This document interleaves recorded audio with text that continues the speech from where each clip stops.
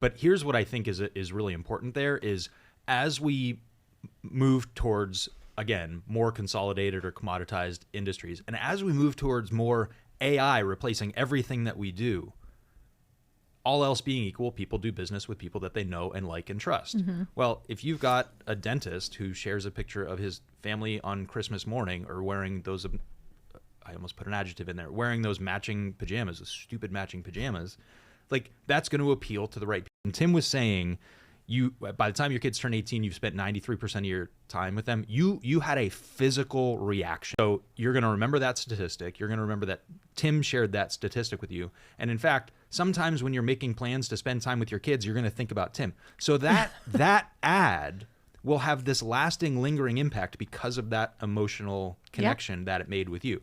Now, if I don't have kids, that may not even appeal to me, but that's okay, right? So that's part of the reason that it works, but also I think part of the reason why things like this are going to become even more important than I did 6 million in volume last year. Well, great, I'm still going to Zillow, right?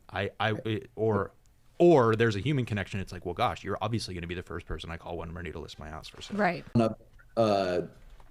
It's a not really a stat, but I guess it's an idea that we use in a lot of our ads. Is because I'm always reading books. I'm always on the lookout for interesting statistics or mindset flips or things that I can use in a social media ad, right? Because if I think it's interesting, other people will probably think it's interesting too, and that makes great social media content. Doesn't matter what business you're in. So if you have kids, we'll write various ads about, spend as much time with your kids as possible while they're at home. Because one thing that in the midst of changing diapers or driving to back and forth to volleyball, to hockey practice, to dance recitals, to piano lessons, that you forget in the hustle. Because sometimes it's hard being a parent. It's annoying being a parent. You're like, I can't wait till I'm an empty nester and have a clean house again and I have my time back. Is you forget that for the majority of your kid's life, you will know them as adults. Mm-hmm. When your kids are kids, it's hard to remember that. For the majority of your children's lives, you will know them as adults. You'll only know them as a kid for like 5, 10 years, depending on how you define childhood.